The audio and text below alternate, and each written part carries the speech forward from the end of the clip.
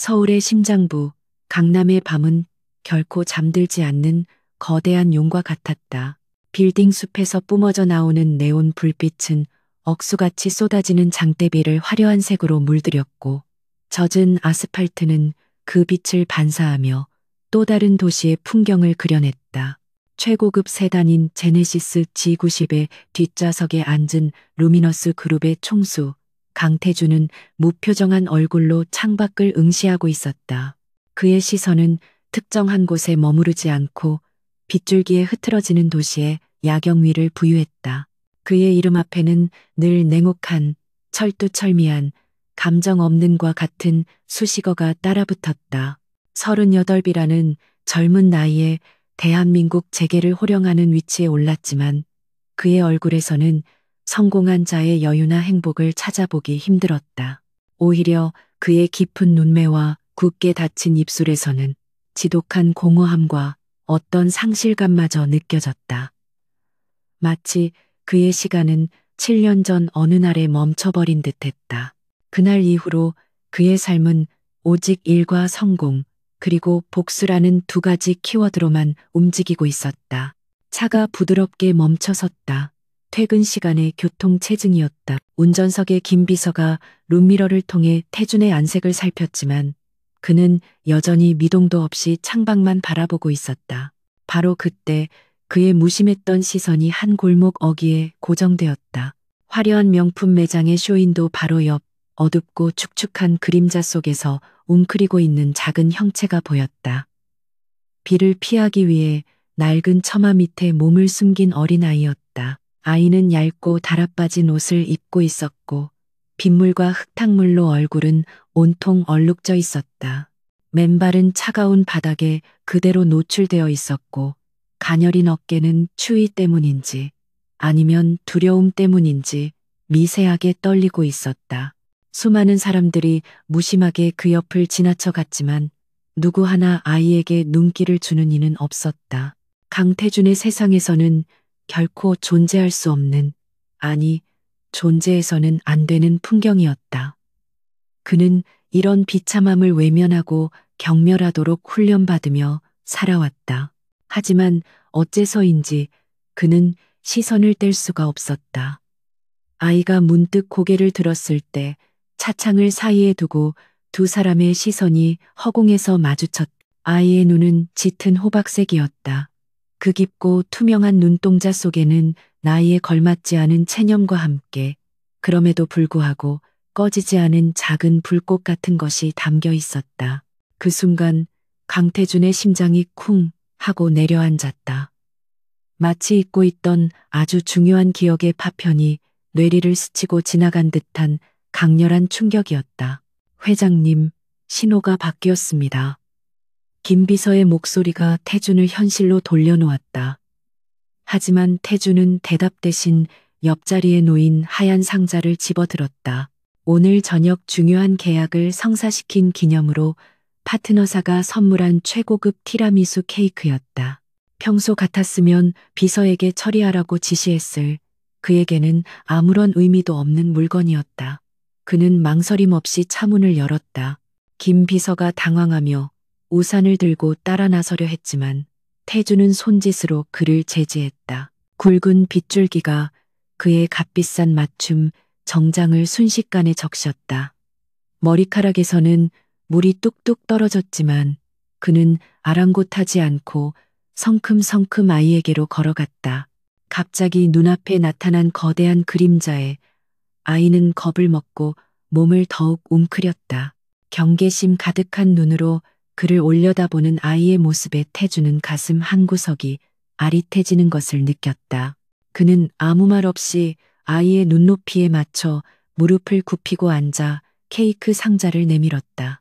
아이는 이것이 무슨 상황인지 이해하지 못하는 듯 멀뚱멀뚱 태준의 얼굴과 케이크 상자를 번갈아 쳐다볼 뿐이었다. 태준은 굳게 닫혀있던 입술을 열었다. 그의 목소리는 그 자신도 놀랄 만큼 부드럽게 흘러나왔다. 먹어라, 너를 위한 것이다. 그 말에 아이는 잠시 망설이더니 조심스럽게 작은 손을 뻗어 상자를 받아들었다. 차갑고 딱딱한 상자의 감촉이 아이에게는 마치 꿈처럼 느껴졌을 것이다. 태주는 그대로 자리에서 일어나 미련 없이 차로 돌아왔다. 젖은 옷의 불쾌함도 주변 사람들이 신기한 듯 쳐다보는 시선도 전혀 의식되지 않았다. 다시 차가 부드럽게 움직이기 시작했다. 그는 백미러를 통해 골목을 다시 한번 쳐다보았다. 아이는 여전히 그 자리에 앉아 조심스럽게 케이크 상자를 열어보고 있었다. 상자 안의 달콤한 향기가 그 어둡고 차가운 골목을 조금이나마 채워주기를 그는 속으로 막연히 바랐다. 그날 밤 태주는 잠을 이룰 수 없었다. 최고급 펜트하우스의 넓고 안락한 침대에 누웠지만 눈을 감으면 자꾸만 빗속에서 떨고 있던 작은 아이의 모습과 그 깊은 호박색 눈동자가 떠올랐다. 왜 그랬을까? 평생 단 한 번도 해본 적 없는 행동이었다. 단순한 동정심이라고 하기에는 마음속에 남은 파장이 너무나도 컸다. 마치 거대한 운명의 톱니바퀴가 아주 작은 소리를 내며 움직이기 시작한 것 같은 설명할 수 없는 예감에 휩싸였다. 다음 날 아침 강태주는 평소와 다름없이 완벽한 모습으로 회사에 출근했다. 어젯밤의 일은 그저 변덕스러운 감정의 유희였다고 스스로를 다독였다. 하지만 루미너스 그룹의 미래 전략을 논의하는 중요한 회의 시간에도 그의 머릿속 한구석에서는 여전히 그 아이의 얼굴이 떠나지 않았다. 결국 그는 회의가 끝나자마자 김 비서를 자신의 집무실로 불렀다. 김 비서는 태준이 루미너스 그룹을 물려받기 전부터 그를 보좌해온 가장 신뢰하는 인물이었다. 어젯밤 우리가 잠시 멈췄던 그 강남의 골목 기억하나? 태준의 갑작스러운 질문에 김 비서는 잠시 생각에 잠겼다가 이내 고개를 끄덕였다. 네, 회장님. 오, 명품 매장 앞 골목 말씀이십니까? 태준은 서류에서 눈을 떼지 않은 채로 말했다.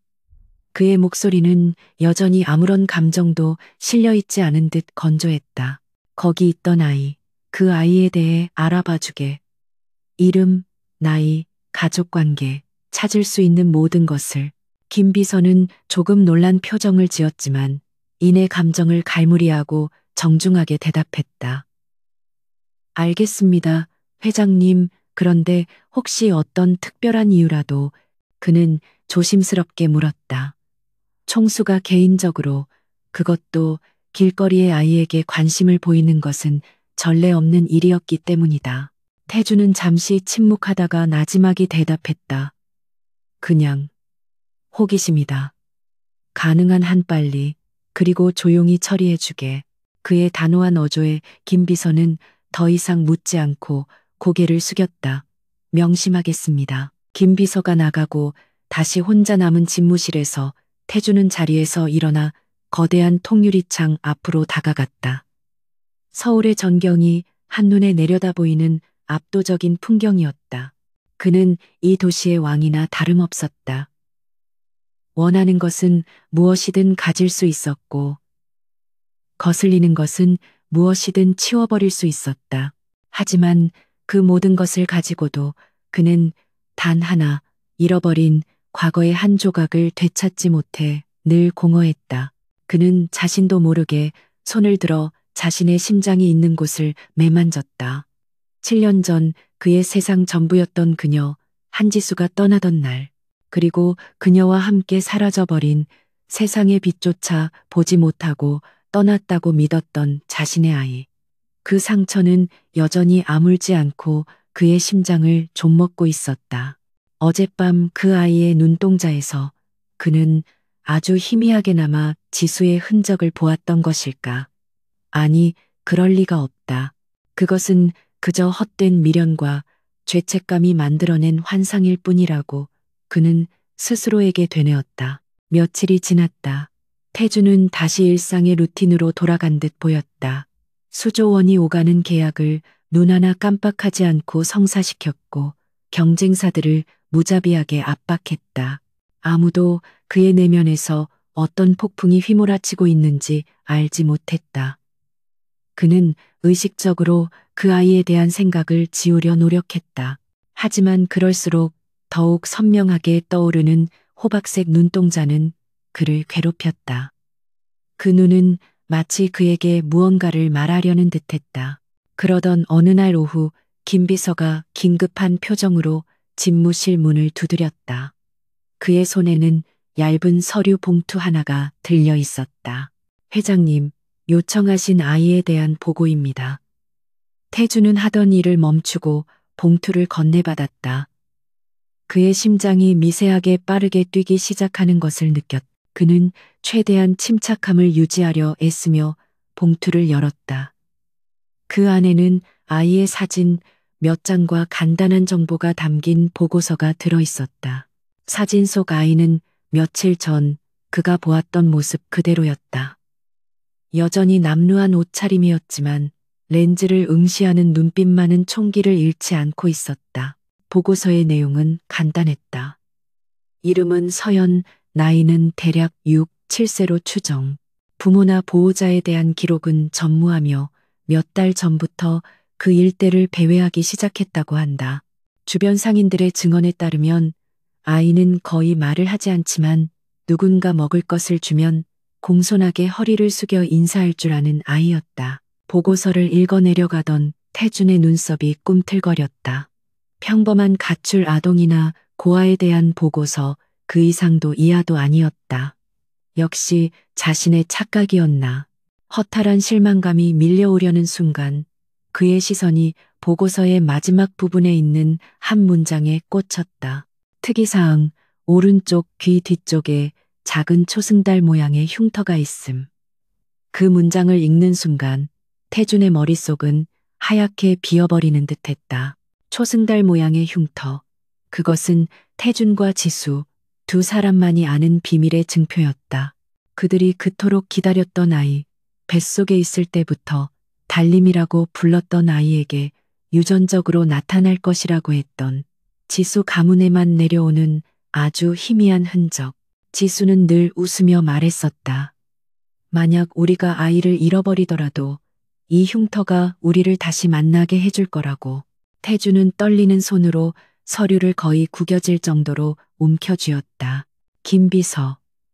그의 목소리는 심하게 갈라져 나왔다. 지금 당장 이 아이의 머리카락 샘플을 구해와. 무슨 수를 써서라도. 아무도 모르게. 그의 눈은 이전의 냉정함을 잃고 무섭게 타오르고 있었다.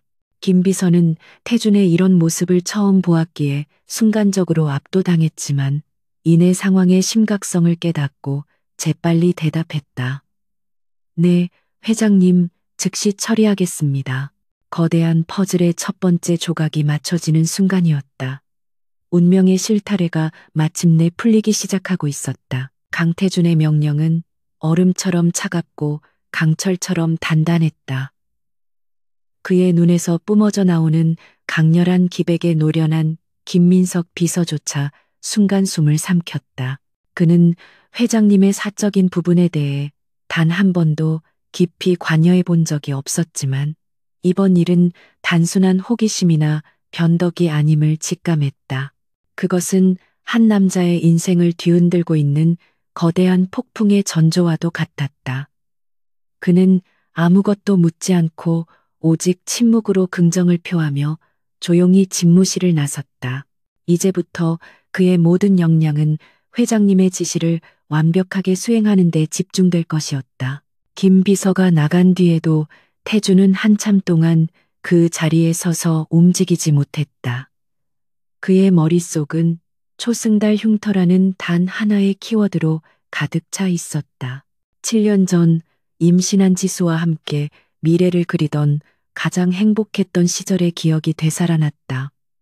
그녀는 자신의 귀 뒤를 만지며 속삭였었다. 태준 씨, 우리 아기에게도 이런 흉터가 있을 거래. 우리 가문 여자들만 가질 수 있는 특별한 표식이니까. 혹시라도 우리가 헤어지게 되면 이 흉터가 우리 아기를 다시 찾아줄 거야. 그때는 그저 사랑스러운 농담으로 여겼지만 이제 그 말은 예언처럼 그의 심장을 꿰뚫고 있었다. 만약 아주 만약에 그 아이가 정말 자신의 딸이라면 죽었다고 생각했던 단 한 번도 안아보지 못했던 자신의 핏줄이 그 차가운 길거리에서 떨고 있었다면 그 상상만으로도 그는 숨이 막히는 듯한 고통과 분노를 느꼈다. 하지만 동시에 한 가닥 희망이 솟아올랐다. 잿더미가 되어버린 줄 알았던 그의 삶에 다시 불씨가 살아나는 듯한 기분이었다. 그는 이 희망에 모든 것을 걸기로 결심했다. 그러나 섣부른 기대는 더 큰 절망을 낳을 뿐이라는 것을 그는 너무나도 잘 알고 있었다. 그래서 그는 이성을 붙잡았다. 모든 것은 유전자 검사 결과가 나온 뒤에 판단해도 늦지 않다. 김민석 비서는 유능했다. 그는 강태준이 원하는 바를 정확히 파악하고 신속하게 움직였다. 그는 직접 나서지 않았다. 대신 아동 심리 상담사 자격증을 가진 여성 요원을 고용했다. 요원은 다정한 이모처럼 서연에게 접근했다. 낡고 더러운 옷 대신 따뜻하고 깨끗한 옷을 선물하고 차가운 길바닥 대신 포근한 쉼터에서 잠시 쉴 수 있도록 배려했다.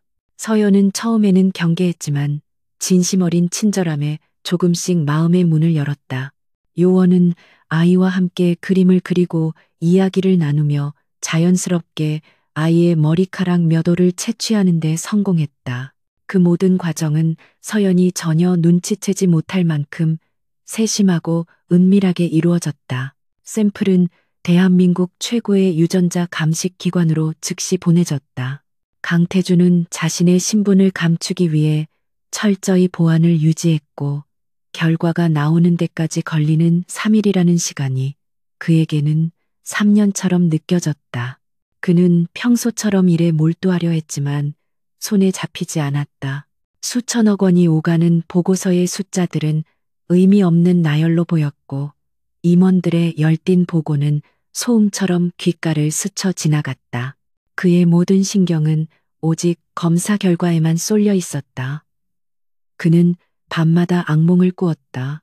지수가 피를 흘리며 쓰러지는 꿈, 아이의 울음소리가 점점 멀어지는 꿈을 꾸다 식은땀을 흘리며 깨어나곤 했다. 마침내 약속의 날이 되었다. 김 비서는 아침 일찍부터 그의 곁을 지켰지만 아무 말도 하지 않았다. 결과가 담긴 보안 메일이 도착했다는 연락을 받았을 때 태주는 잠시 눈을 감았다. 그는 자신의 인생을 건 거대한 도박의 결과를 확인하기 직전의 도박사와도 같았다. 잠시 후 김 비서가 프린트된 결과지를 들고 집무실로 들어왔다. 그의 표정은 그 어떤 감정도 드러내지 않고 있었기에 태주는 결과를 짐작할 수 없었다. 김 비서는 말없이 서류를 태준의 책상 위에 올려놓았다. 얇은 종이 몇 장이었지만 그 무게는 천근만근처럼 느껴졌다. 태주는 마른 침을 삼켰다. 그의 손가락이 미세하게 떨리고 있었다. 지난 7년간 단 한 번도 잃어보지 않았던 냉철함과 평정심이 속절없이 무너져 내리는 순간이었다. 그는 천천히 손을 뻗어 서류의 첫 장을 넘겼다. 복잡한 유전자 배열과 전문 용어들이 눈에 들어왔지만 그는 그것들을 모두 지나쳐 마지막 결론 부분으로 시선을 옮겼다. 그리고 그의 시간은 그곳에서 완전히 멈춰버렸다. 검사 결과 상기 의뢰인북과 대상자자의 유전자형을 비교 분석한 결과 부자관계 성립 확률은 99.999%로 추정됩니다.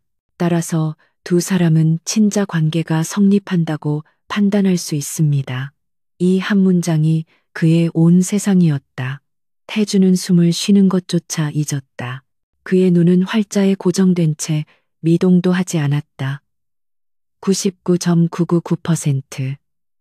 오차의 가능성이 없는 절대적인 확신을 의미하는 숫자였다.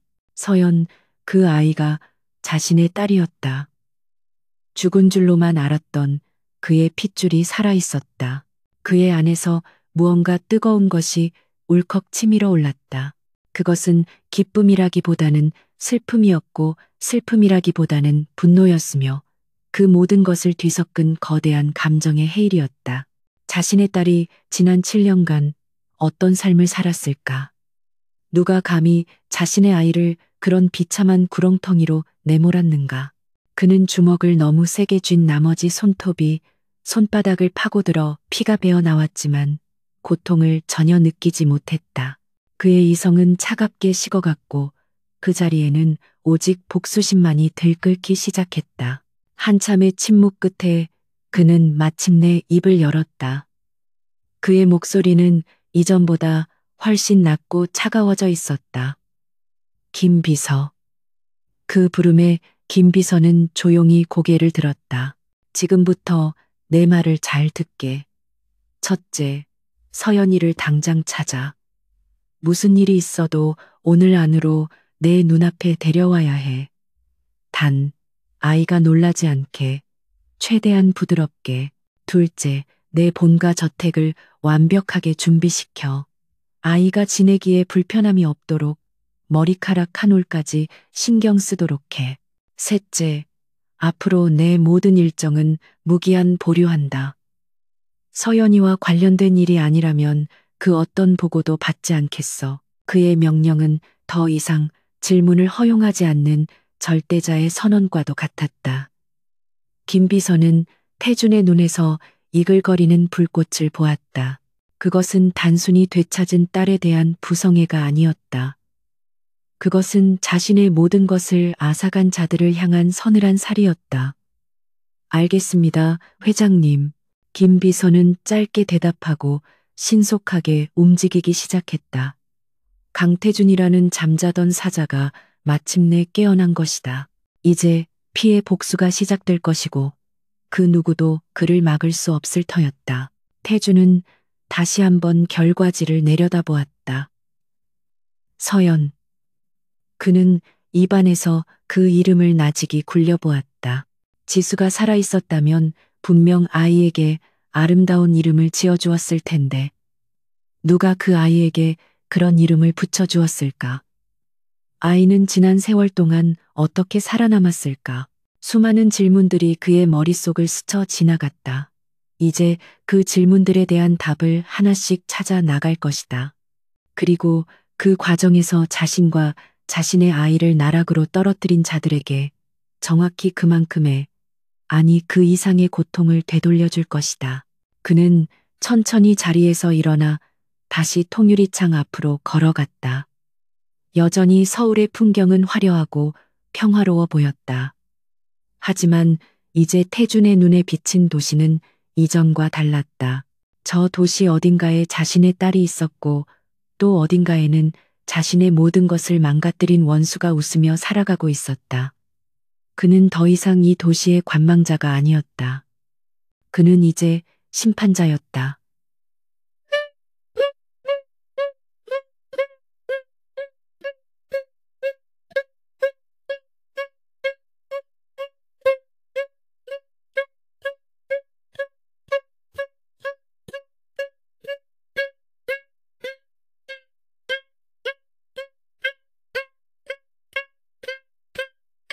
차갑게 식어버렸던 그의 심장이 딸의 존재로 인해 다시 뛰기 시작했지만 그 심장 박동은 온기가 아닌 냉혹한 분노로 가득 차 있었다.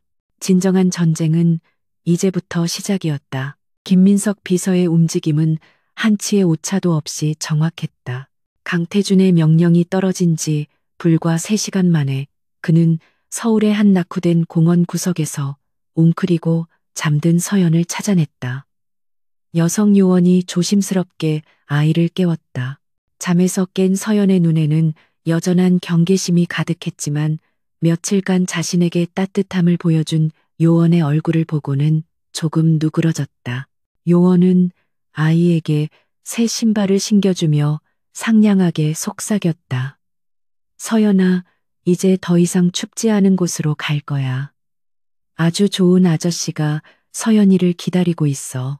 아이는 좋은 아저씨라는 말에 며칠 전 자신에게 달콤한 케이크를 주었던 남자를 떠올렸다.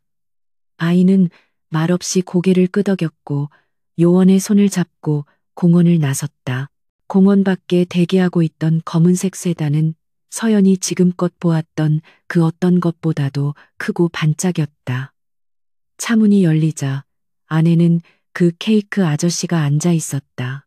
강태주는 아무 말 없이 아이를 바라보았다. 그의 심장은 금방이라도 터져버릴 것처럼 격렬하게 뛰고 있었지만 그는 필사적으로 감정을 억누르며 최대한 평온한 표정을 지으려 애썼다.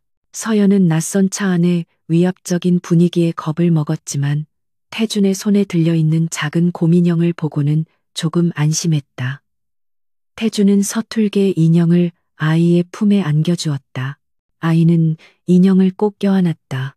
그것이 7년 만에 이루어진 아버지와 딸의 첫 번째 교감이었다. 차는 소리 없이 미끄러지며 서울의 야경을 뒤로하고 어딘가로 향했다. 그 적막한 차 안에서 두 사람은 아무 말도 하지 않았지만 서로의 존재를 강렬하게 느끼고 있었다. 한 명은 잃어버린 세월에 대한 회한으로, 다른 한 명은 막연한 기대감과 두려움으로. 차가 멈춘 곳은 서울 외곽에 위치한 강태준의 본가 저택이었다. 저택이라는 단어로는 부족한, 마치 현대적인 성체와도 같은 곳이었다. 거대한 철문이 열리고 차가 안으로 들어서자 잘 가꾸어진 정원과 눈부신 조명이 아이의 시선을 사로잡았다. 서연은 차에서 내려 자신이 발을 딛고 있는 곳이 현실인지 꿈인지 분간할 수 없었다. 집 안으로 들어서자 그 감각은 더욱 강렬해졌다. 천장에는 별처럼 반짝이는 샹들리에가 달려 있었고 바닥은 거울처럼 모든 것을 비추는 대리석으로 되어 있었다. 서연 아가씨를 모셨습니다. 집안일을 총괄하는 오 여사가 고용인들을 이끌고 나와 정중하게 허리를 숙였다. 서연은 그 모습에 놀라 아빠의 등 뒤로 몸을 숨겼다. 태주는 아이의 작은 어깨를 부드럽게 감싸 안았다. 그의 인생에서 처음 느껴보는 작고 연약한 온기였다. 그는 오 여사에게 눈짓으로 모두를 물러가게 한 뒤 직접 아이의 손을 잡고 집안을 안내하기 시작했다. 그는 이 거대한 유리 궁전이 아이에게 위압감을 줄 수 있다는 사실을 본능적으로 깨달았던 것이다. 여기가 이제 내 방이란다. 태준이 문을 열자 동화 속 공주님의 방 같은 공간이 나타났다. 하늘색 벽지와 하얀 가구, 방 한가운데에는 캐노피가 달린 커다란 침대가 놓여 있었고 한쪽 벽면은 온갖 종류의 인형과 장난감으로 가득 차 있었다. 태준이 수십억을 들여 꾸민 방이었지만 서연은 그 화려함에 압도되어 방 입구에서 한 발짝도 떼지 못했다. 아이의 눈에는 기쁨이 아닌 두려움이 서려 있었다. 이 모든 것이 자신의 것이 아니며 곧 사라져버릴 신기루처럼 느껴졌기 때문이다. 그날 저녁 최고의 요리사가 준비한 진수성찬이 차려졌지만 서연은 거의 음식을 입에 대지 못했다. 아이는 그저 작은 빵 한 조각을 손에 쥐고 낯선 환경을 경계할 뿐이었다. 태주는 자신이 아이를 위해 준비한 모든 것들이 오히려 아이를 더 불안하게 만들고 있다는 사실을 깨달았다. 그는 서툰 아버지였다. 돈으로 모든 것을 해결할 수 있다고 믿었던 자신의 방식이 이 작은 아이 앞에서는 아무런 소용이 없다는 것을 절감했다. 그는 깊은 무력감에 휩싸였다. 그날 밤 태주는 서연의 방 옆에 있는 자신의 서재에서 잠을 청했다. 아이가 무서워할까봐 차마 멀리 떨어질 수가 없었다. 새벽녘 희미한 흐느낌 소리가 그의 잠을 깨웠다. 그는 조용히 서연의 방문을 열었다. 아이는 커다란 침대 한 구석에서 몸을 웅크린 채 악몽을 꾸는 듯 끙끙 앓고 있었다. 식은땀으로 머리카락은 축축하게 젖어 있었다. 그 순간 태준의 안에서 이성이 아닌 부성애라는 본능이 먼저 움직였다. 그는 조심스럽게 침대로 다가가 아이의 등을 토닥였다. 그의 손길에 놀란 듯 아이가 잠에서 깨어났다. 어둠 속에서 태준의 얼굴을 확인한 아이는 울음을 터뜨릴 뻔했지만 태준이 나지막이 속삭였다. 괜찮다. 아빠가 여기 있다. 아빠라는 단어. 태준이 처음으로 자신을 지칭하며 내뱉은 그 말은 마법과도 같은 힘을 가지고 있었다. 서연의 눈빛이 미세하게 흔들렸다. 태준은 서툴지만 진심을 다해 아이를 품에 안았다. 아이는 잠시 버둥거렸지만 이내 아빠의 단단한 가슴에 얼굴을 묻고 다시 잠이 들었다. 태준은 그렇게 밤새도록 딸을 안고 있었다. 그날 이후로 서연은 조금씩 변하기 시작했다. 여전히 말수는 적었지만 더 이상 태준을 피하지는 않았다. 태준 역시 아이에게 다가가는 법을 천천히 배워나갔다. 그는 회사 일도 모두 제쳐두고 온전히 아이와 시간을 보냈다. 함께 정원을 산책하고 서툰 솜씨로 그림책을 읽어주었다. 아이는 태준이 읽어주는 이야기에 귀를 기울였고 가끔씩 아주 작은 목소리로 질문을 하기도 했다. 그 작은 변화 하나하나가 태준에게는 세상 그 어떤 계약 성사보다도 더 큰 기쁨을 안겨주었다. 어느 날 오후 두 사람이 정원의 온실에서 함께 꽃을 보고 있을 때였다. 서연이 노란 프리지어 꽃을 가리키며 말했다. 이거 착한 아줌마가 좋아했던 꽃. 태준의 심장이 멎는 듯했다. 그는 최대한 아무렇지 않은 척하며 부드럽게 물었다. 착한 아줌마? 누구를 말하는 거니? 서연은 고개를 갸웃거리며 기억을 더듬었다. 아이의 기억은 단편적이고 흐릿했지만 태준은 숨을 죽이고 아이의 말 한마디 한마디에 집중했다. 나한테 밥 주고 추울 때 재워줬어요. 서연의 이야기에 따르면 착한 아줌마는 늘 슬픈 눈을 하고 있었고 작은 사진을 보며 혼자 울곤 했다고 한다. 그리고 어느 날 갑자기 곧 좋은 아저씨가 데리러 올 거야. 여기서 기다려야 해. 라는 말을 남기고 사라졌다고 했다. 태준의 머릿속에서 모든 조각들이 맞춰지기 시작했다. 그 착한 아줌마는 아마도 자신의 아이를 멀리서나마 지켜보던 사람이었을 것이다. 혹은 그 자신이 상상조차 할 수 없었던 어떤 존재일 수도 있었다. 서연아, 그 아줌마에 대해 더 기억나는 건 없니? 예를 들면 이름이라든가 어디 살았는지 같은 거. 태준이 조심스럽게 묻자 서연은 한참을 생각하더니 고개를 저었다. 이름은 몰라요. 그냥 아줌마는 노래를 불러줬어요. 반짝반짝 작은 별. 그 순간 태준의 온몸에 소름이 돋았다. 반짝반짝 작은 별. 그것은 지수가 뱃속의 아이를 위해 매일 밤 불러주던 자장가였다. 태준은 자신의 귀를 의심했다. 이것은 결코 우연일 수 없었다. 그 착한 아줌마는 지수와 관련이 있는 인물이거나 혹은 상상하고 싶지 않지만 그럴 리 없다고 믿고 싶지만 만약 지수가 살아있다면 태준의 심장이 미친 듯이 요동쳤다. 그는 서연을 품에 꼭 껴안았다. 아이의 몸에서 나는 희미한 채취 속에서 그는 지수의 향기를 느끼는 듯했다. 복수심으로 차갑게 얼어붙었던 그의 심장에 새로운 불꽃이 피어올랐다. 그것은 바로 희망이었다. 그는 이제 단순히 과거를 파헤치는 것이 아니었다. 그는 어쩌면 되찾을 수 있을지도 모르는 자신의 잃어버린 미래를 찾아야만 했다. 강태준이 칩거에 들어가자 대한민국 재계는 술렁이기 시작했다. 일주일이 넘도록 공식 석상의 모습을 드러내지 않았고 예정되어 있던 모든 계약과 회의는 무기한 연기되었다. 얼음 심장을 가진 워커홀릭으로 유명했던 그의 행보는 그 자체로 거대한 이슈였다. 사람들은 그가 중병에 걸렸다는 둥, 그룹에 심각한 문제가 생겼다는 둥 온갖 추측을 쏟아냈지만 진실에 가까운 소문은 상상치도 못한 곳에서 흘러나오기 시작했다. 강태준이 숨겨둔 딸을 저택으로 들였다는 이야기였다.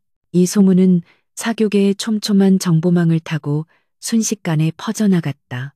그리고 마침내 루미너스 그룹의 가장 강력한 경쟁자인 대한그룹의 박성호 회장의 귀에까지 들어가게 되었다.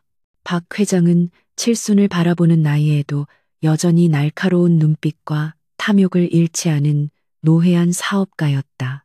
그는 자신의 집무실에서 소문을 보고하는 비서의 말을 들으며 흥미롭다는 듯 입꼬리를 올렸다. 강태준에게 딸이라. 그 감정 없는 놈이? 재미있는 소리군.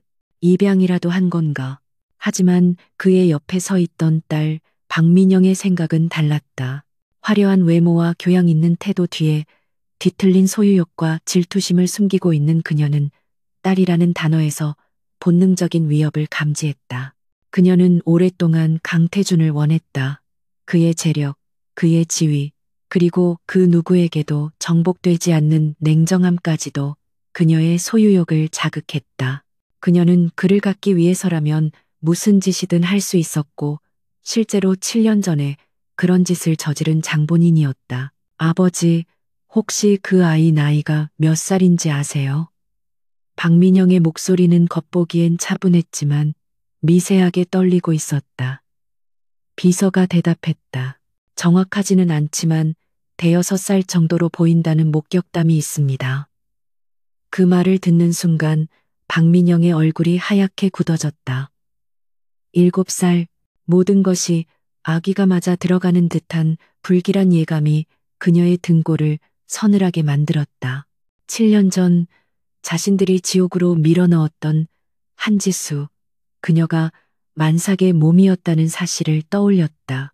박성호 회장 역시 딸의 표정 변화를 놓치지 않았다. 그는 비서를 물리고 나서야 나지막이 입을 열었다.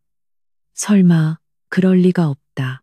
그 계집은 분명 아이와 함께 죽었다고 보고받았다. 사고 처리도 완벽했어. 그의 목소리에는 자신감이 실려 있었지만 어딘지 모르게 불안한 기색이 역력했다.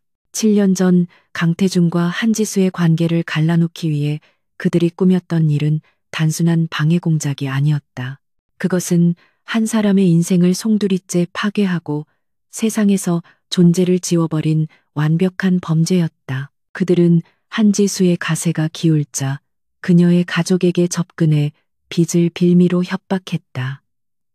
강태준에게서 떠나지 않으면 온 가족을 파멸시키겠다고 으름장을 놓았다.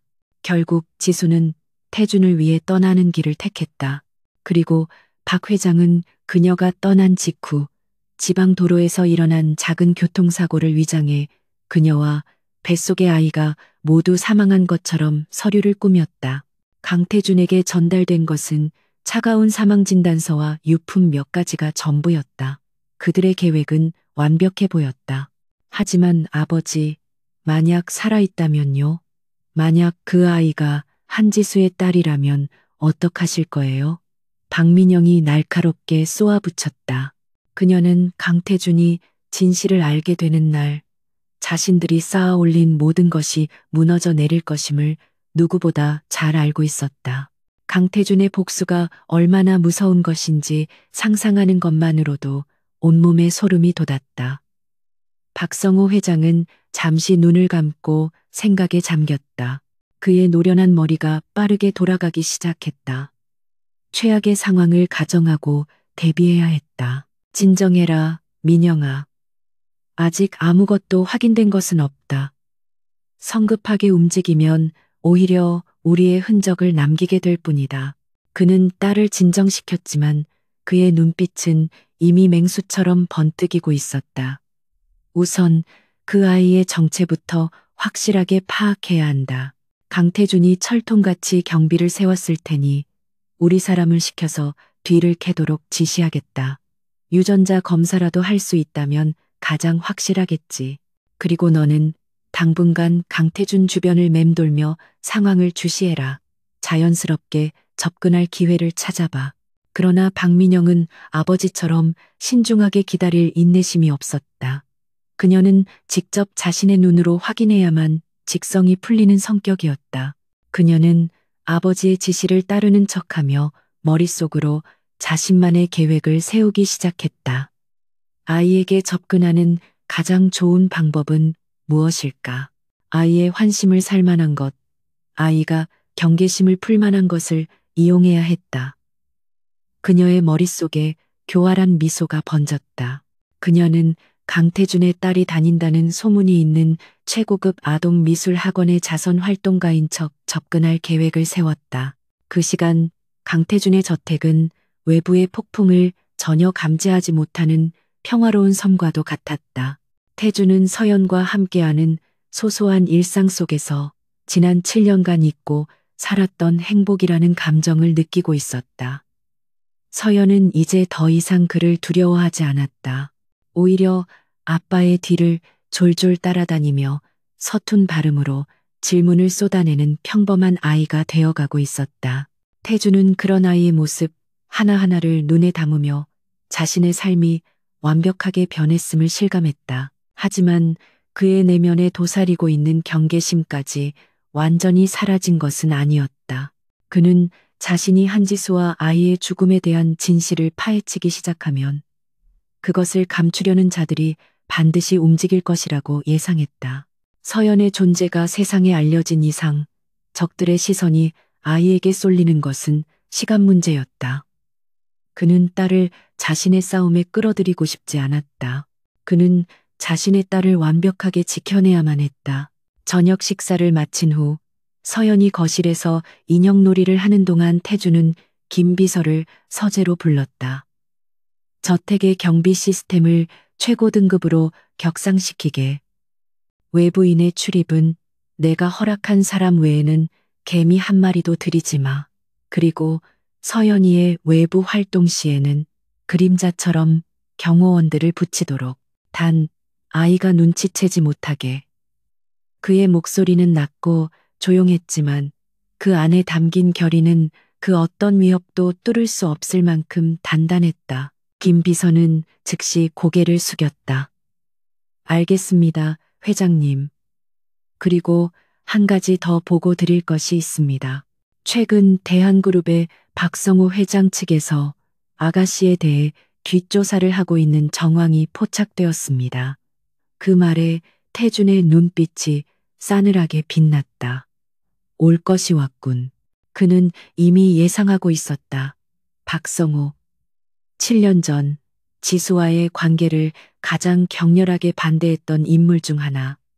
그는 언제나 태준을 집어삼키지 못해 안달이 난 하이에나 같은 인간이었다.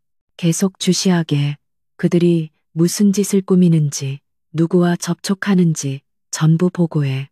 미끼를 던졌으니 이제 물고기가 걸려들 때까지 기다리는 일만 남았군. 태주는 창밖에 짙은 어둠을 바라보며 말했다. 어둠 속에서 보이지 않는 적들이 움직이기 시작했다. 그러나 그는 더 이상 혼자가 아니었다. 그에게는 지켜야 할 존재가 생겼고 그 존재는 그를 세상에서 가장 강한 남자로 만들고 있었다. 폭풍이 다가오고 있었지만 그는 두렵지 않았다. 오히려 그는 그 폭풍의 중심부로 걸어 들어갈 준비를 하고 있었다.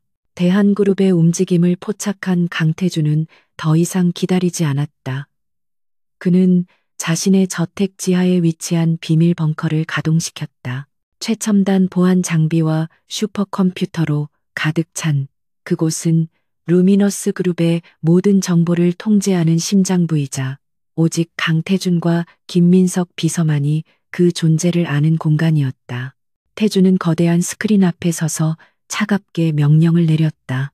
지금부터 7년 전 한지수 씨의 실종과 관련된 모든 기록을 추적한다. 경찰, 병원, 지인, 금융기록, 먼지 한 톨까지 전부 다. 그의 명령과 함께 루미너스 그룹이 비밀리에 운영하는 최고의 정보 분석팀이 움직이기 시작했다. 그들은 디지털 세계의 유령들이었다. 합법과 불법의 경계를 넘나들며 원하는 정보를 반드시 찾아내는 전문가들이었다. 그들의 첫 번째 목표는 7년 전 발행된 한지수의 사망진단서였다. 하지만 그들은 곧 이상한 점을 발견했다. 진단서를 발행한 곳은 강원도의 한 작은 보건소였고 그 보건소는 서류가 발급된 지 한 달 만에 원인 모를 화재로 전소되어 모든 기록이 사라진 상태였다. 불길한 예감은 빗나가지 않았다. 당시 사고를 담당했던 경찰관은 사건 종결 직후 갑자기 사직하고 가족과 함께 해외로 이민을 떠났으며 현재는 행방이 묘연했다. 한지수의 이름으로 된 모든 금융 계좌는 그녀가 실종되기 직전 모두 해지되었고 돈의 흐름은 여러 개의 유령 계좌를 거치며 증발해 버렸다. 마치 거대한 손이 나타나 한지수라는 사람이 이 세상에 존재했다는 모든 흔적을 의도적으로 지워버린 것 같았다. 강태주는 보고를 받으며 입술을 깨물었다. 이것은 단순한 은폐가 아니었다. 국가기관의 기록까지 손을 댈 수 있을 정도라면 박성호 회장 혼자만의 힘으로는 불가능한 일이었다. 그의 뒤에 보이지 않는 거대한 카르텔이 존재하고 있음을 의미했다. 적의 힘은 그의 상상을 초월할 정도로 깊고 어두웠다. 그는 거대한 침묵의 벽에 부딪힌 듯한 답답함을 느꼈지만 포기하지 않았다. 오히려 그의 투지는 더욱 강하게 불타올랐다. 바로 그 시각 박민영은 자신의 계획을 실행에 옮기고 있었다. 그녀는 서연이 다니기 시작한 청담동의 최고급 아동 미술학원에 나타났다. 평소의 화려한 모습과는 달리 수수하고 단아한 옷차림에 온화한 미소를 짓고 있는 그녀는 영락없는 교양 있는 자선 사업가처럼 보였다. 그녀는 학원에 거액을 기부하며 아이들의 교육 환경에 깊은 관심을 보이는 척 연기했고 학원장은 그녀를 귀빈으로 대하며 깍듯하게 대했다. 박민영은 수업을 받고 있는 아이들을 둘러보는 척하며 자연스럽게 서연에게 접근했다. 서연은 다른 아이들과 어울리지 못하고 혼자 구석에서 그림을 그리고 있었다. 박민영은 아이의 뒤로 다가가 부드러운 목소리로 말을 걸었다. 우와, 정말 예쁜 집을 그렸네. 이 그림 속 공주님은 우리 아가씨인가? 갑작스러운 목소리에 놀란 서연이 고개를 들었다. 눈앞에는 지금껏 본 적 없는 아름답고 친절해 보이는 이모가 서 있었다. 서연은 낯을 가렸지만 박민영의 상냥한 미소와 칭찬의 경계심이 조금은 누그러졌다. 박민영은 아이의 눈높이에 맞춰 무릎을 굽히고 앉아 아이의 그림을 칭찬하며 자연스럽게 대화를 이어나갔다. 그녀는 서연이 좋아하는 색깔, 좋아하는 동물에 대해 물으며 아이의 환심을 샀다. 그리고 수업이 끝날 무렵 그녀는 마치 마법처럼 예쁜 리본이 달린 최고급 크레파스 세트를 선물로 내밀었다. 이건 이모가 주는 선물이야. 앞으로도 예쁜 그림 많이 그려줘. 그녀의 완벽한 연기 앞에서 7살짜리 아이는 속수무책이었다. 서연은 조심스럽게 선물을 받아들고 작은 목소리로 감사합니다. 라고 인사했다. 박민영은 아이의 머리를 부드럽게 쓰다듬어 주었다. 하지만 그녀의 부드러운 손길과 달리 그녀의 속마음은 차가운 경멸로 가득 차 있었다. 한지수, 그 천한 것과 똑 닮았군. 저 눈빛, 저 표정까지 역겨워. 그녀는 자신의 혐오감을 감추고 다시 한번 상냥하게 미소 지으며 자리에서 일어났다. 첫 번째 접근은 성공적이었다. 한편 강태주는 계속되는 조사 실패에 극도의 스트레스를 느끼고 있었다. 그의 팀은 지난 며칠간 밤을 새워가며 모든 가능성을 파헤쳤지만 돌아오는 것은 기록 없음, 확인 불가라는 절망적인 대답뿐이었다. 그는 결국 참지 못하고 서재의 책상 위를 손으로 쓸어버렸다. 서류와 책들이 바닥으로 요란한 소리를 내며 떨어졌다. 하지만 그의 분노는 오래가지 않았다. 그것은 곧바로 얼음처럼 차가운 결단력으로 바뀌었다. 방법을 바꾼다. 그는 모니터 앞에 다시 앉으며 말했다. 지워진 기록을 쫓는 건 시간 낭비야. 이제부터는 기록을 지운 자들을 추적한다. 7년 전 대한그룹과 연관된 모든 자금의 흐름을 분석해.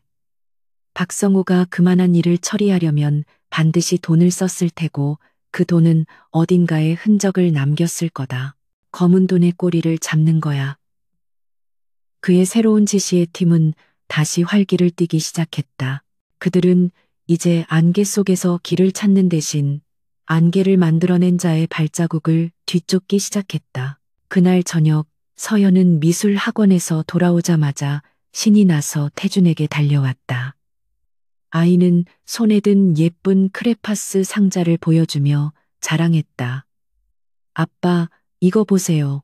오늘 학원에서 만난 예쁜 이모가 선물로 줬어요. 태준은 딸의 밝은 모습에 자신도 모르게 미소를 지었다. 하지만 예쁜 이모라는 말에 그의 마음 한구석에서 작은 경계심이 고개를 들었다.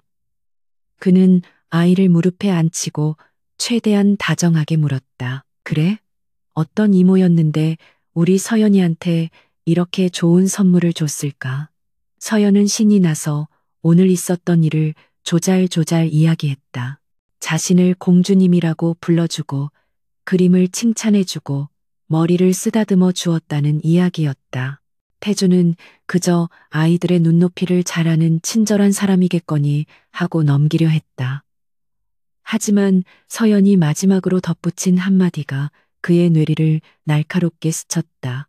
그리고 이모한테서 아빠 서재에 있는 하얀 꽃이랑 똑같은 냄새가 났어요. 하얀 꽃. 태준의 서재에는 오직 한 종류의 하얀 꽃만이 있었다. 바로 박민영이 7년 전부터 그에게 집요하게 선물해왔던 그가 지긋지긋해하던 백합이었다. 그 순간 태준의 모든 사고가 정지했다. 친절하고 아름다운 이모, 그리고 백합 향기. 퍼즐 조각이 맞춰지는 순간 그의 등줄기로 식은땀이 흘렀다. 적은 이미 자신의 가장 깊숙한 곳, 자신의 가장 소중한 것을 향해 교활한 손을 뻗치고 있었다. 서연의 입에서 나온 하얀 꽃이라는 단어는 강태준의 머릿속에 울리는 경종과도 같았다. 그의 온몸의 피가 차갑게 식는 것 같았다. 박민영, 그 교활하고 집요한 여자가 기어이 자신의 가장 연약한 부분, 가장 소중한 보물에게까지 손을 뻗친 것이다. 태주는 아이를 안고 있는 팔에 힘을 주었다. 이 작은 아이에게 닥쳐올지 모를 위험을 상상하자 그의 안에서 억누를 수 없는 사리가 끓어올랐다.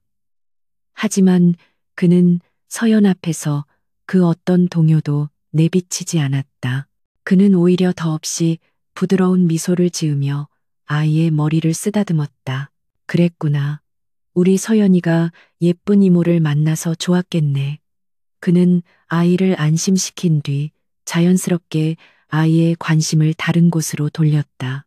그는 곧장 오 여사를 불러 서연을 위한 개인 미술 교사를 수소문하고 저택 안에 아이만을 위한 최고의 미술 작업실을 꾸미라고 지시했다. 서연에게는 더 재미있는 미술 놀이를 하기 위해서라고 설명했다. 아이는 마냥 신이 나서 고개를 끄덕였다. 그렇게 태주는 단 하루 만에 박민영이 만들어 놓은 유일한 접점을 완벽하게 차단해 버렸다. 서연이 잠든 깊은 밤, 태주는 다시 지하 벙커로 내려갔다. 그의 얼굴에서는 낮에 다정했던 아빠의 모습은 온데간데 없었다. 오직 냉혹한 기업 사냥꾼의 얼굴만이 남아 있었다. 그는 김비서에게 박민영이 미술학원에 나타났던 날에 CCTV 영상을 확보하라고 지시했고, 영상 속에서 예상했던 얼굴을 확인하는 순간 그는 마침내 공격 명령을 내렸다. 플랜 B를 시작한다. 대한그룹의 숨통을 끊어버려. 그의 목소리에는 일말의 망설임도 없었다. 다음 날 아침 대한민국 증권시장은 개장과 동시에 거대한 폭풍에 휩싸였다. 대한그룹의 주력 계열사인 대한건설의 주가가 속절없이 폭락하기 시작한 것이다. 익명의 제보자에 의해 대한건설이 추진 중인 대규모 신도시 개발 프로젝트의 안전규정 위반과 비자금 조성 의혹이 담긴 내부 고발 문건이 언론사에 터져나왔기 때문이었다. 문건은 너무나도 구체적이고 상세해서 대한그룹이 손을 쓸 틈도 없이 여론은 급격하게 악화되었다. 하지만 그것은 시작에 불과했다. 바로 그날 오후 루미너스 전자는 기자회견을 열고 차세대 반도체 기술 개발에 성공했다는 발표를 했다. 이는 대한그룹의 자회사인 대한전자가 막대한 투자를 통해 개발 중이던 기존 기술을 하루아침에 구시대의 유물로 만들어버리는 치명적인 한 수였다. 시장은 즉각적으로 반응했고 대한전자의 주가 역시 곤두박질 쳤다. 강태준은 대한그룹의 가장 약한 고리이자 가장 아픈 부분을 정확히 노리고 있었다. 설상가상으로 박성호 회장이 사활을 걸고 추진하던 중동 지역의 대규모 플랜트 건설 계약이 갑자기 무산되었다는 소식이 전해졌다. 계약 상대방이었던 중동의 국부 펀드가 갑자기 입장을 바꾼 것이었다. 그 배후에 강태준의 보이지 않는 손이 작용했음을 박성호는 본능적으로 직감했다. 강태준은 단 하루 만에 대한그룹의 심장부를 향해 세 자루의 비수를 동시에 꽂아 넣은 것이다. 수십 년간 재계를 호령해온 노회한 박성호 회장조차 겪어보지 못한 전방위적인 공격이었다. 강태준, 이놈이. 박성호 회장은 자신의 집무실에서 보고서를 집어던지며 노발대발했다. 수조 원의 자산이 공중으로 증발했고 그룹의 이미지는 회복 불가능할 정도로 추락했다. 그는 강태준이 이 모든 일의 배우라는 것을 알았지만 물증이 없었다. 모든 공격은 합법적인 시장의 논리 혹은 우연을 가장한 형태로 이루어졌기 때문이다. 그는 자신이 건드려서는 안 될 잠자는 사자의 코털을 건드렸다는 사실을 뒤늦게 깨달았다. 하지만 이미 엎질러진 물이었다. 회장님, 진정하십시오. 박민영이 초조한 얼굴로 아버지를 말렸다. 그녀 역시 상황이 이 정도로 심각해질 줄은 몰랐다. 고작 아이에게 한 번 접근했을 뿐인데 강태준의 반응은 그룹 전체를 뒤흔드는 전쟁으로 돌아왔다. 그녀의 마음속에 두려움이 싹 텄지만 동시에 오기가 생겼다. 여기서 물러설 수는 없었다. 아버지, 강태준이 이렇게 나온다면 우리도 가만히 있을 수는 없어요. 놈의 약점을 공격해야 해요. 박성호 회장은 딸의 말에 거친 숨을 몰아쉬며 동의했다. 정도를 걷는 싸움에서는 강태준을 이길 수 없다는 것을 인정해야 했다.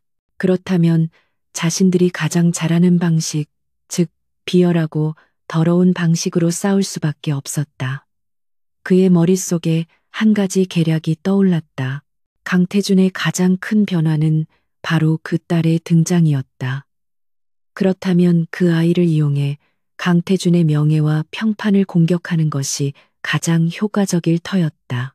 며칠 후 증권가 정보지를 시작으로 자극적인 루머들이 퍼져나가기 시작했다. 재계의 황태자 강태준, 숨겨둔 딸의 정체는? 어머니도 모르는 아이, 갑자기 나타난 상속녀의 미스터리와 같은 제목의 기사들이 쏟아졌다. 기사들은 교묘하게 서연의 출신을 비하하고 아이의 생모가 누구인지에 대한 악의적인 추측들을 담고 있었다. 심지어는 강태준이 자신의 냉혹한 이미지를 쇄신하기 위해 고아를 입양해 쇼를 하고 있다는 음모론까지 제기되었다. 이러한 흑색 선전은 대중에게 즉각적으로 먹혀들었다. 사람들은 진실 여부와 상관없이 자극적인 이야기에 열광했다. 루미너스 그룹의 홍보팀은 비상이 걸렸고 어떻게 대응해야 할지 몰라 발만 동동 굴렀다. 하지만 정작 이 모든 공격의 중심에 있는 강태준은 놀라울 정도로 침착했다. 그는 이미 박성호가 이런 식으로 나올 것이라고 완벽하게 예측하고 있었다. 그는 쏟아지는 기사들을 차가운 눈으로 훑어보며 말했다. 아무것도 하지 마. 놈들이 스스로 무덤을 더 깊게 파도록 내버려둬. 그날 밤 태준은 서연의 방으로 갔다. 아이는 세상의 더러운 소문 따위는 전혀 모른다는 듯 천사 같은 얼굴로 잠들어 있었다. 태준은 아이의 머리카락을 부드럽게 쓸어 넘겨주었다. 이 작은 아이를 지키기 위해서라면 그는 악마가 되는 것조차 두렵지 않았다. 박성호는 자신의 명예를 공격했지만 그것은 오판이었다. 강태준에게 이제 그런 것은 중요하지 않았다. 그에게 중요한 것은 오직 딸의 행복과 안전뿐이었다. 그는 잠든 딸의 이마에 조용히 입을 맞추었다. 아가야, 걱정하지 마라. 이 아빠가 너의 세상에 불어오는 모든 비바람을 막아줄 것이다. 너를 아프게 한 자들에게는 지옥이 어떤 곳인지 똑똑히 보여줄 테니. 그의 다짐은 조용했지만 그 어떤 맹세보다도 무거웠다. 이제 전쟁은 새로운 국면으로 접어들고 있었다. 인격과 명예를 건 진흙탕 싸움. 그리고 강태준은 그 진흙탕 속에서 기꺼이 괴물이 될 준비를 끝마친 상태였다. 박성호 회장의 흑색 선전은 강태준의 예상대로 그에게 아무런 타격을 주지 못했다.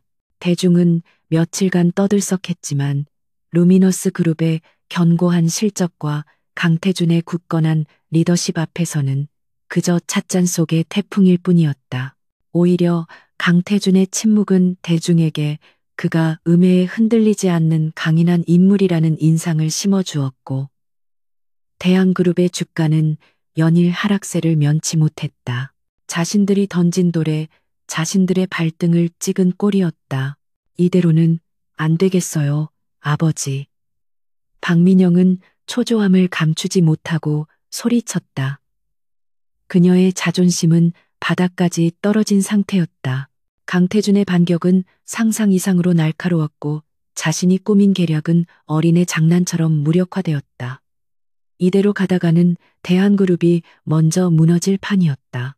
그녀는 이 상황을 단번에 역전시킬 수 있는 더 대담하고 확실한 한 방이 필요하다고 생각했다. 그것은 바로 강태준의 유일한 약점, 서연을 직접적으로 노리는 것이었다. 아이를 납치하는 겁니다. 그녀의 입에서 나온 말에 박성호 회장조차 경악을 금치 못했다. 네가 지금 제정신이냐? 그건 범죄야. 우리가 돌이킬 수 없는 강을 건너게 되는 거라고.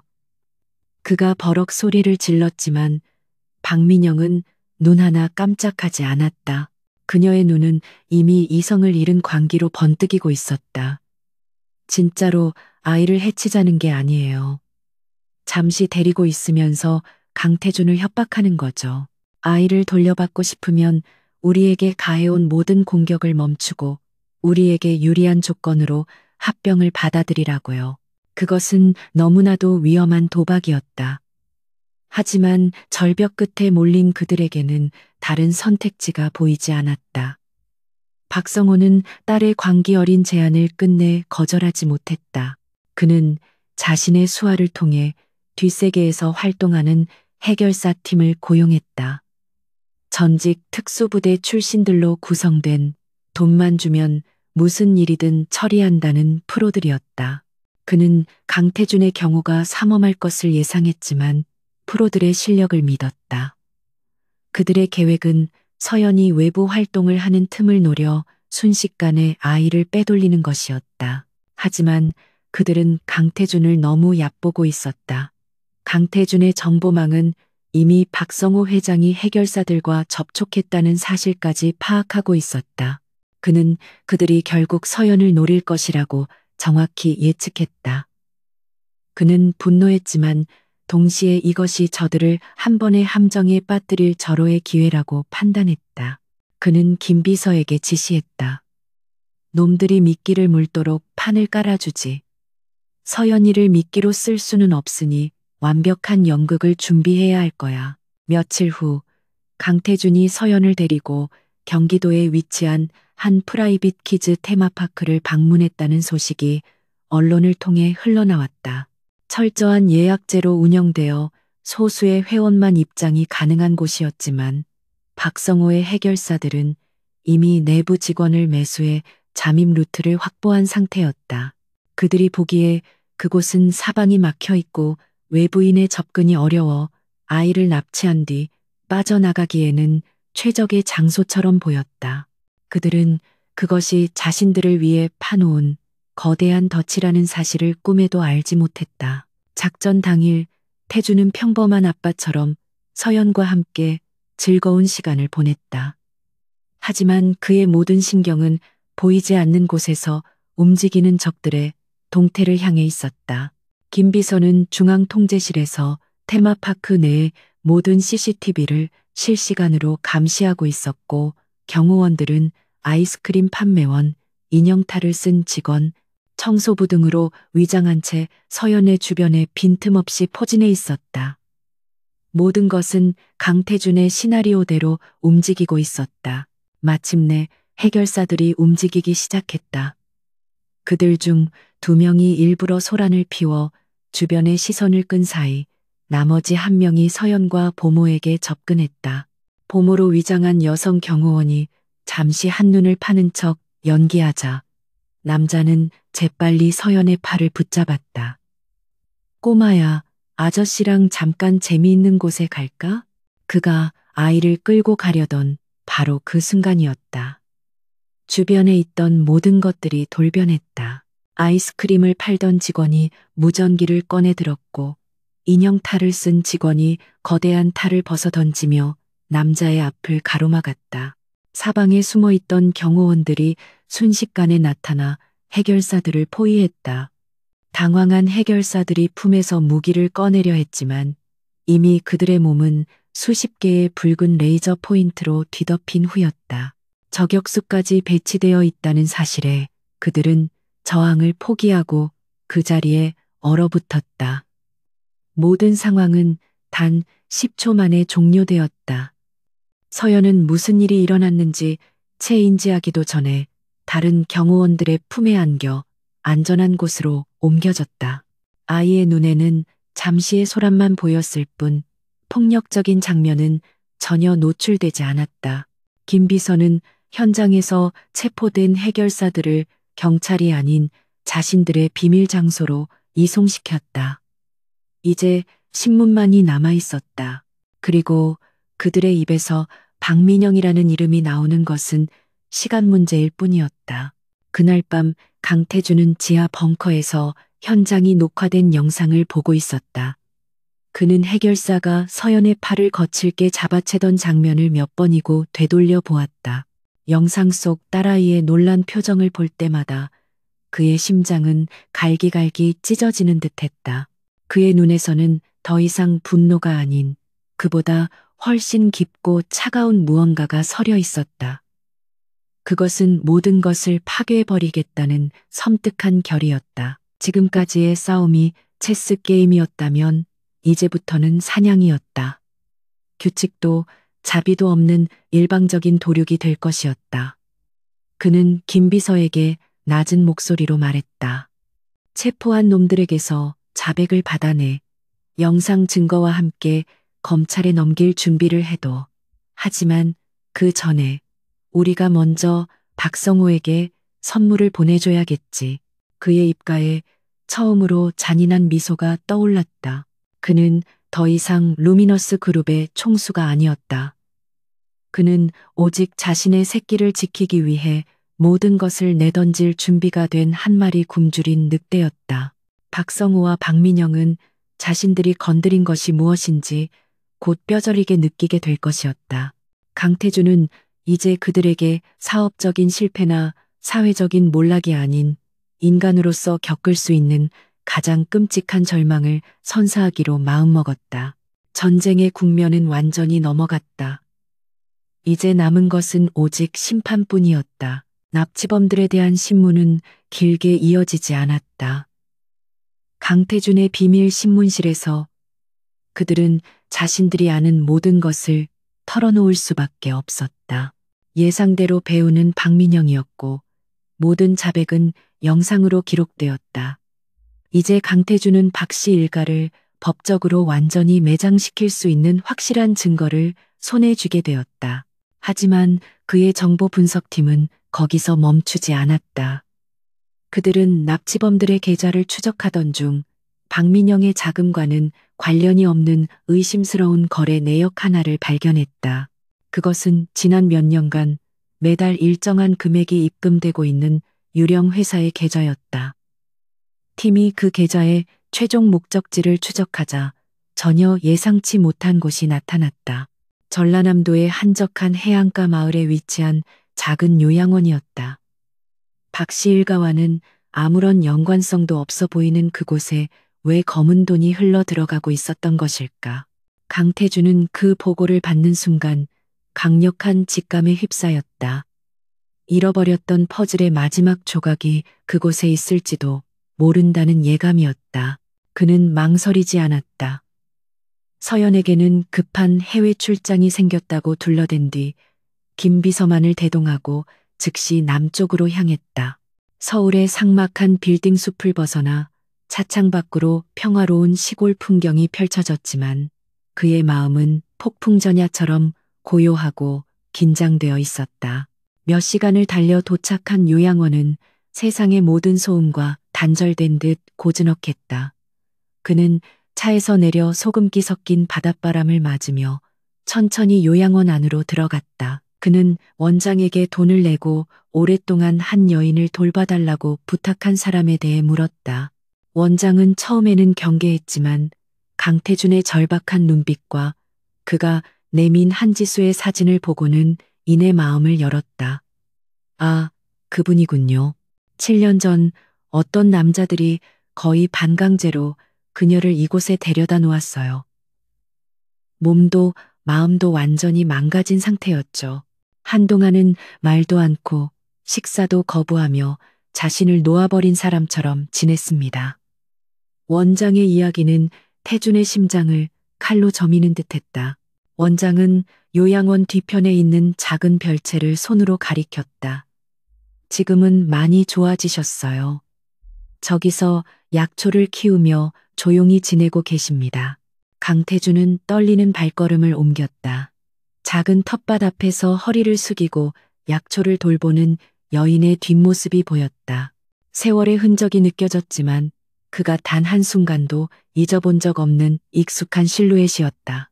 그는 마른 침을 삼키고 거의 7년 만에 그녀의 이름을 불렀다. 지수야. 그의 목소리에 여인이 천천히 고개를 들었다. 강태준의 얼굴을 확인하는 순간 한지수의 눈동자는 기쁨이 아닌 극심한 충격과 경멸, 그리고 깊은 원망으로 가득 찼다. 그녀는 손에 들고 있던 호미를 떨어뜨렸다. 그녀의 입술이 파르르 떨렸다. 당신이 어떻게 여기에? 그녀의 목소리는 날카로운 유리 조각처럼 그의 심장에 밝혔다. 그녀는 그가 자신을 버렸다고 믿고 있었다. 지수야, 오해야, 나는 네가. 태준이 다급하게 말을 이어가려 했지만 지수는 그의 말을 막아섰다. 그녀의 눈에서는 뜨거운 눈물이 흘러내렸다. 오해? 7년 동안 단 한 번도 나를 찾지 않았던 당신이 이제 와서 할 말이 그거야? 당신의 야망을 위해 나와 우리 아기를 버렸던 거잖아. 내가 다 알아. 그녀는 절규했다. 박시일가는 그녀에게 강태준이 성공을 위해 자신들을 버렸다고, 아이는 사고로 죽었다고 거짓말을 했던 것이다. 그녀의 원망 섞인 절규는 태준의 가슴을 무너뜨렸다. 그는 그녀가 겪었을 고통과 절망의 깊이를 감히 상상할 수도 없었다. 그는 천천히 그녀에게 다가가 떨리는 목소리로 말했다. 아니야, 지수야. 나는 네가 죽은 줄 알았어. 그들이 나에게는 네가 아이와 함께 사고로 죽었다는 거짓 사망 진단서를 보여줬어. 지난 7년 나에게는 매일매일이 지옥이었어. 그는 품에서 낡은 사진 한 장을 꺼냈다. 두 사람이 가장 행복했던 시절에 함께 찍었던 사진이었다.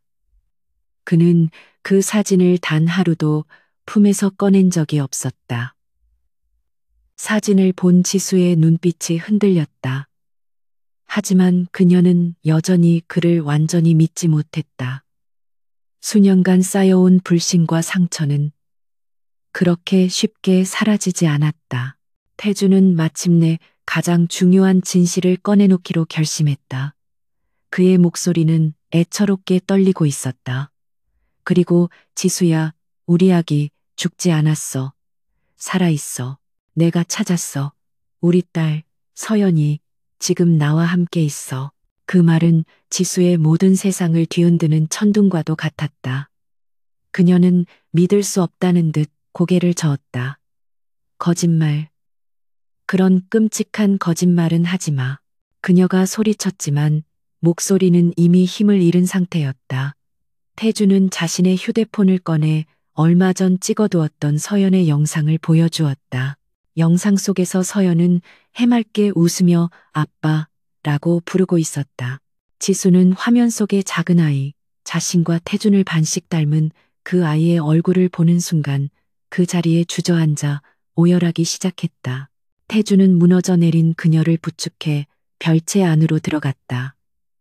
그곳에서 두 사람은 지난 7년간 서로에게 쌓였던 모든 오해와 거짓의 벽을 허물기 시작했다. 지수는 박 씨 일가가 어떻게 자신의 가족을 협박하고 자신을 끌고 왔는지, 어떻게 아이가 죽었다고 속여 자신을 절망 속에 가뒀는지 모두 털어놓았다. 태주는 그녀가 겪었을 끔찍한 시간들에 가슴이 미어지는 것을 느끼며 박 씨 일가에 대한 분노를 다시 한번 불태웠다. 모든 진실이 밝혀졌을 때 두 사람 사이에는 더 이상 원망이나 오해는 남아있지 않았다. 오직 잃어버린 시간에 대한 애틋함과 서로에 대한 깊은 연민, 그리고 변치 않은 사랑만이 존재했다. 지수는 태준의 품에 안겨 한참을 울었다. 태준은 그런 그녀의 등을 말없이 토닥여 주었다. 7년 만의 재회였다. 그것은 상처투성이었지만 그래서 더 단단하고 애틋한 사랑의 부활이었다. 이제 다 끝났어. 내가 다 바로잡을 거야. 너와 서연이를 아프게 한 놈들, 내가 전부 지옥으로 보내버릴 거야. 태준이 그녀의 귓가에 나지막이 속삭였다. 그의 목소리에는 서늘한 분노와 함께 두 번 다시는 자신의 사람들을 잃지 않겠다는 강철 같은 의지가 담겨 있었다. 한지수는 그의 품에 안겨 고개를 끄덕였다. 그녀의 눈에서도 복수의 불꽃이 타오르기 시작했다. 이제 그들은 혼자가 아니었다. 함께 싸울 것이고 반드시 잃어버린 행복을 되찾을 터였다. 서울로 돌아온 강태준과 한지수의 눈빛은 더 이상 슬픔이나 원망에 젖어 있지 않았다. 그들의 눈에는 잃어버린 7년의 세월을 되찾고 자신들을 파멸시키려 했던 자들에게 정의의 심판을 내리겠다는 차가운 결의만이 가득했다. 태준은 즉시 자신의 법무팀을 소집했다. 그의 앞에는 납치 미수 영상, 해결사들의 자백서, 그리고 한지수라는 가장 결정적인 증인이 있었다. 이제 반격의 모든 준비는 끝났다. 그의 계획은 두 갈래로 진행될 것이었다. 하나는 박민영을 법의 심판대에 세우는 것이고, 다른 하나는 박성호 회장을 그의 왕국에서 끌어내리는 것이었다. 태준은 먼저 검찰 내부에 있는 자신의 라인을 통해 박민영의 납치 교사 증거를 조용히 전달했다. 박 회장의 입김이 닿지 않는 특수부 라인이었다. 검찰은 증거의 명백함에 즉시 수사에 착수했고 박민영에 대한 체포영장을 발부받았다. 그 모든 것은 철저한 보안 속에서 신속하게 이루어졌다. 바로 그 시각 박민영은 청담동의 한 명품 매장에서 여유롭게 쇼핑을 즐기고 있었다. 그녀는 아버지의 몰락과 자신의 위기는 전혀 감지하지 못한 채 여전히 세상의 주인공인 것처럼 행동했다. 바로 그때 매장 안으로 검사와 수사관들이 들이닥쳤다. 그들은 주변의 시선은 아랑곳하지 않고 박민영에게 다가가 차가운 목소리로 말했다. 박민영 씨, 아동 납치 교사 혐의로 긴급 체포합니다. 그 말에 박민영의 얼굴은 새하얗게 질렸다. 그녀는 소리를 지르며 저항했지만 수사관들은 냉정하게 그녀의 팔에 수갑을 채웠다. 재벌가의 공주님이 수갑을 찬 채 끌려나가는 모습은 순식간에 기자들의 카메라에 포착되었고 이 소식은 대한민국 전체를 충격에 빠뜨렸다. 같은 시각 대한그룹 본사에서는 긴급 주주총회가 소집되었다.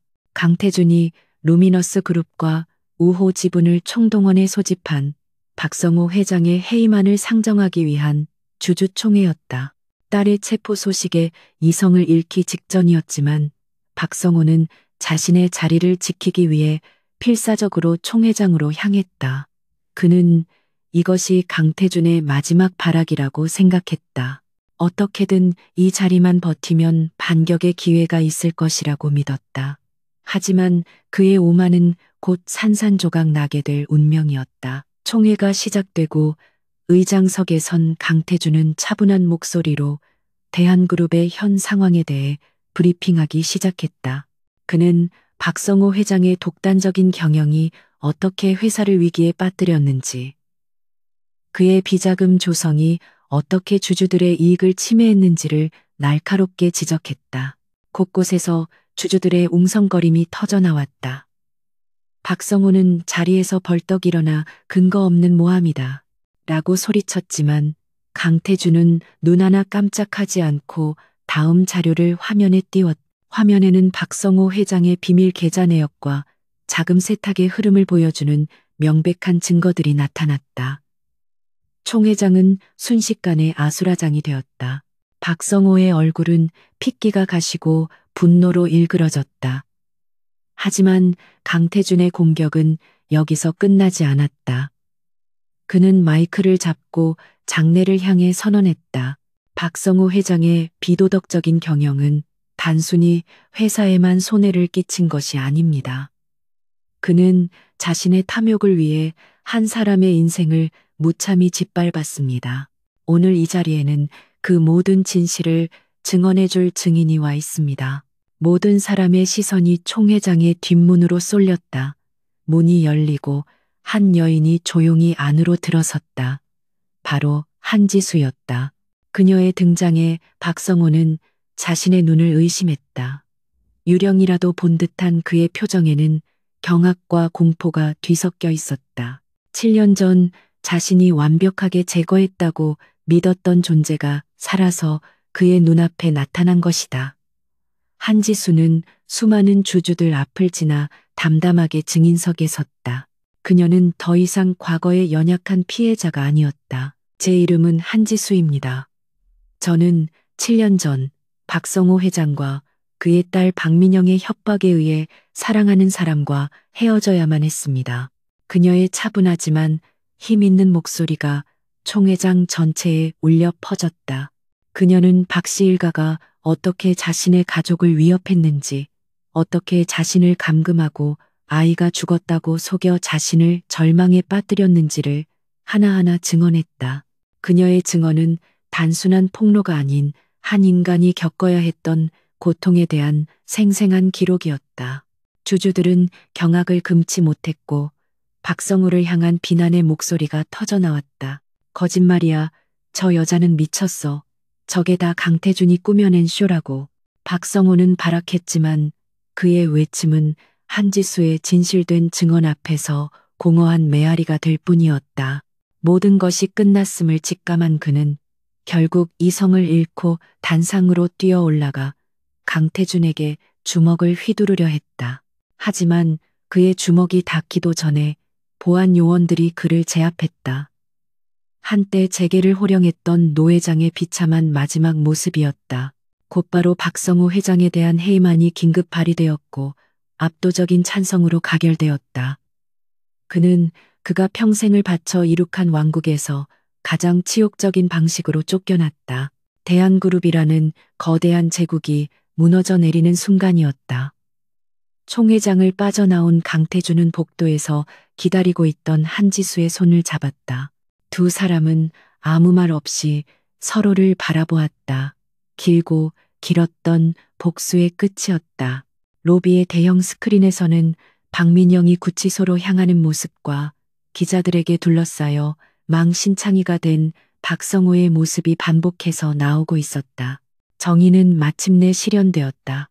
이제 그들에게 남은 것은 집으로 돌아가 사랑하는 딸을 안아주는 일뿐이었다. 모든 폭풍이 지나갔다.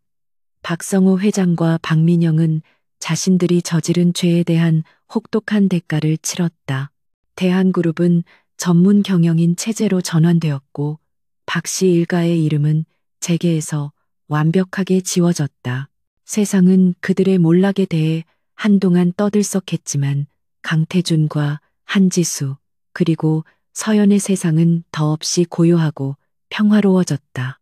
복수는 끝났고 이제 남은 것은 상처를 치유하고 잃어버렸던 행복을 다시 쌓아 올리는 일뿐이었다. 가장 중요하고도 조심스러운 순간은 한지수와 서연의 재회였다. 강태준은 며칠에 걸쳐 서연에게 엄마에 대해 이야기해 주었다. 아주 많이 아파서 멀리 요양을 갔던 엄마가 이제 건강해져서 돌아올 것이라고 서연이를 세상에서 가장 사랑하는 사람이라고 설명했다. 아이는 엄마라는 단어를 낯설어 하면서도 어딘지 모를 그리움과 기대감을 내비쳤다. 마침내 지수가 서연의 앞에 서는 날, 지수는 아이의 이름을 부르지도 못하고 그저 눈물만 흘렸다. 7년의 세월이 야속했고 그동안 아이 곁에 있어주지 못했다는 죄책감이 그녀의 심장을 짓눌렀다. 서연 역시 낯선 여인의 등장에 아빠의 등 뒤로 숨었다. 바로 그때 지수는 자신도 모르게 나지막이 노래를 흥얼거리기 시작했다.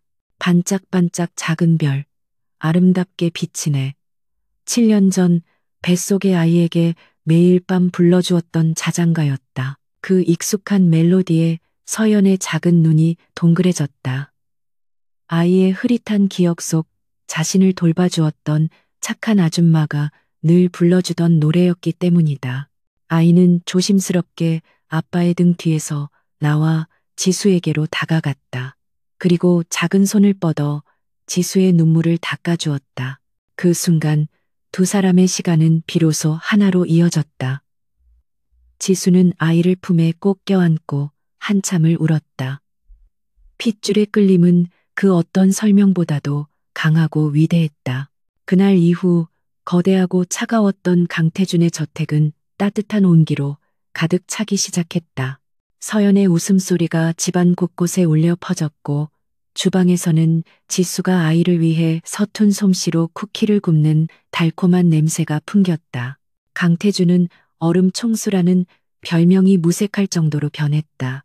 그는 매일 저녁 정시에 퇴근해 가족과 함께 식사를 했고 주말에는 평범한 아빠들처럼 아이와 함께 놀아주었다. 재계의 거물들이 벌벌 떨던 그의 손은 이제 서연의 삐뚤빼뚤한 머리를 묶어주는데 서툴게 사용되고 있었다. 그들은 과거의 상처를 치유하기 위해 함께 노력했다. 지수는 전문적인 심리 상담을 받으며 7년간 겪었던 트라우마를 극복해 나갔고 태주는 그런 그녀의 곁을 묵묵히 지키며 버팀목이 되어주었다. 서연 역시 두 부모의 사랑 속에서 길 위에서의 기억을 서서히 잊고 밝고 건강한 아이로 자라났다. 세 사람은 서로에게 가장 좋은 치유제이자 가장 큰 행복이었다. 어느 날 세 사람은 저택의 정원에 앉아 이야기를 나누고 있었다. 우리 여기를 떠나는 건 어때? 지수가 조심스럽게 제안했다. 이 집은 너무나도 크고 지난 싸움의 아픈 기억들이 곳곳에 배어 있었다. 그녀의 말에 태주는 잠시 생각에 잠기더니 이내 미소를 지으며 고개를 끄덕였다. 그 역시 같은 생각을 하고 있었다. 그들에게 더 이상 부와 권력을 상징하는 거대한 성체는 필요하지 않았다. 필요한 것은 오직 가족이 함께할 수 있는 아늑한 보금자리뿐이었다. 몇 달 후 그들은 서울의 저택을 정리하고 지수가 머물렀던 남쪽 해안가 마을 근처에 아담한 하얀 집으로 이사했다. 집 앞에는 넓은 바다가 펼쳐져 있었고 뒷뜰에는 지수가 가꾸는 작은 꽃밭이 있었다. 태주는 루미너스 그룹의 경영을 전문 경영인에게 맡기고 자신은 중요한 결정에만 관여하며 대부분의 시간을 가족과 함께 보냈다. 그는 비로소 깨달았던 것이다. 세상의 모든 것을 다 가져도 사랑하는 가족이 곁에 없다면 아무런 의미가 없다는 것을. 어느 늦은 오후 세 사람은 함께 해변을 산책하고 있었다. 서연은 아빠와 엄마의 손을 잡고 신나게 모래사장을 뛰어다녔다. 태준과 지수는 그런 아이의 모습을 사랑스럽게 바라보며 나란히 걸었다. 붉은 노을이 수평선 너머로 세상을 아름답게 물들이고 있었다. 지수가 태준의 어깨에 머리를 기댔다. 이제 정말 다 끝난 것 같아. 꿈만 같아. 그녀의 목소리에 평온함이 묻어났다. 태주는 그녀의 손을 꼭 잡으며 대답했다. 꿈이 아니야. 이건 우리의 현실이야. 우리가 함께 만들어갈 미래고. 그는 잠시 멈춰서서 지수와 서연을 자신의 품으로 끌어안았다. 그의 두 팔 안에 그의 세상 전부가 들어와 있었다. 길고 어두웠던 터널을 지나 마침내 그들은 빛을 찾았다. 지난날의 고통은 그들을 더 단단하게 만들었고 서로의 소중함을 더욱 깊이 깨닫게 해주었다. 이제 그들의 앞에는 상처와 복수가 아닌 사랑과 행복으로 가득 찬 날들만이 기다리고 있을 터였다. 세 사람은 말없이 함께 붉게 타오르는 아름다운 노을을 오랫동안 바라보았다. 그것은 길었던 폭풍의 끝을 알리는 동시에 새로운 행복의 시작을 약속하는 눈부신 풍경이었다.